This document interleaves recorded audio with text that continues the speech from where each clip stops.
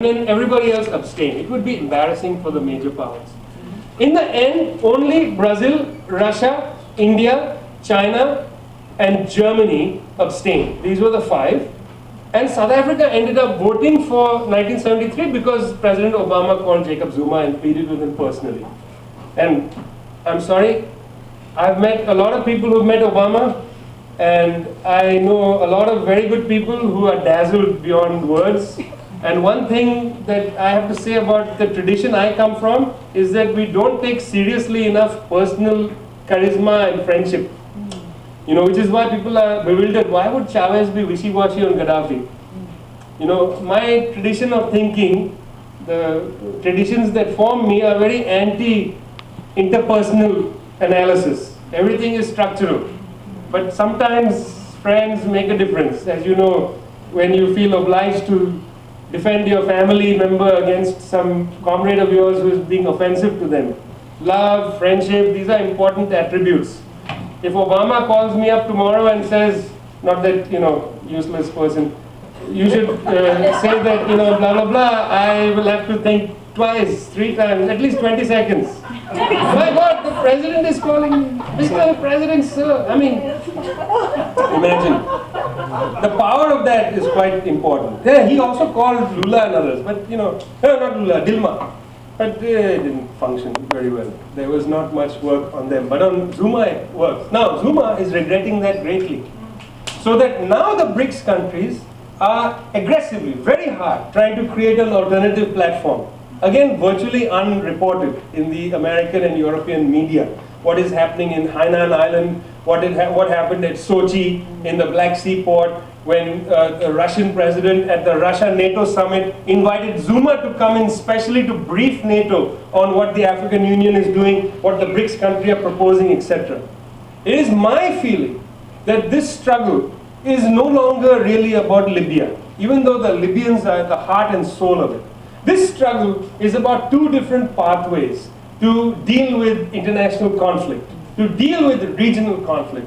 One is the NATO G7 approach, which is simply put in this, it's the Kosovo strategy. You bomb from the air, you isolate the leader through the International Criminal Court, and you set up an alternative government ready to take power. That's exactly what happened in Kosovo, and that is precisely what they are doing in Libya. That is all that NATO knows. NATO knows nothing except the Kosovo model. That model, which is cemented in its DNA almost, is the way. They don't understand, in a sense, how to deal peacefully, how to create procedures for negotiation, etc. The BRICS countries, coming from a very different history, and the African Union in particular, which has the Burundi example, you know, other examples in mind, including the attempts in Darfur, however anemic the attempts, they attempted, they have had a theory, because they don't have a military force perhaps, they have a theory of how to produce negotiations. It is two different power blocks in conflict. And I'd like to say that that, I think, is something also to keep an eye on. Now finally, I'll end with this.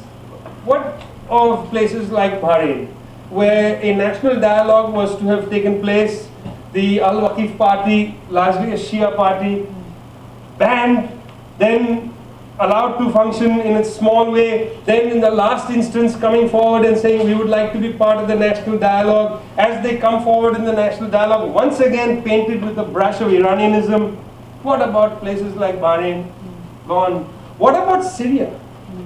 Syria cannot come back to the UN now, because the BRICS country will not allow another resolution. Because the ambassadors put it plainly to the Western ambassadors that if we allow you to have a resolution, you are going to go down the Libyan road. We cannot allow it. Therefore, there is no leverage on Syria. Impossible. This is what Libya has done. It has made, in a good sense, Western power have to check itself. Because now this new bloc is a little more aggressive inside the UN, inside some of these chambers. So what in Syria? The UN cannot do anything. What then in Somalia? Suddenly in the middle of this, the United States starts bombing again. Somalia. And I'll end with Somalia. Before the war began in Libya, the full-scale NATO bombardment, Musa Ghusa, who had defected to Britain. Again, mysteriously, he left Tripoli in a plane and landed in a British military airport.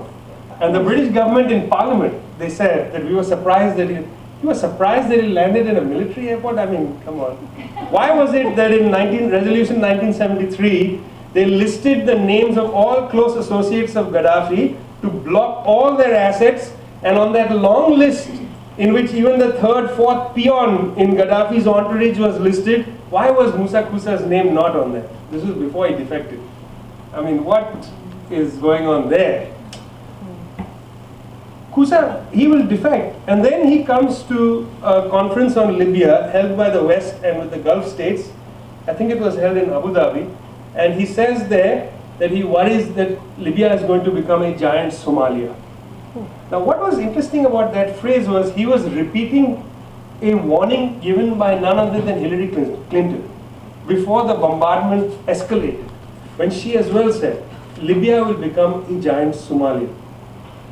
Well, Somalia is already a giant Somalia. And the United States has decided, after all that, to renew its drone attacks in Somalia. So now tell me, what was the value of the Libyan winter? Thanks a lot.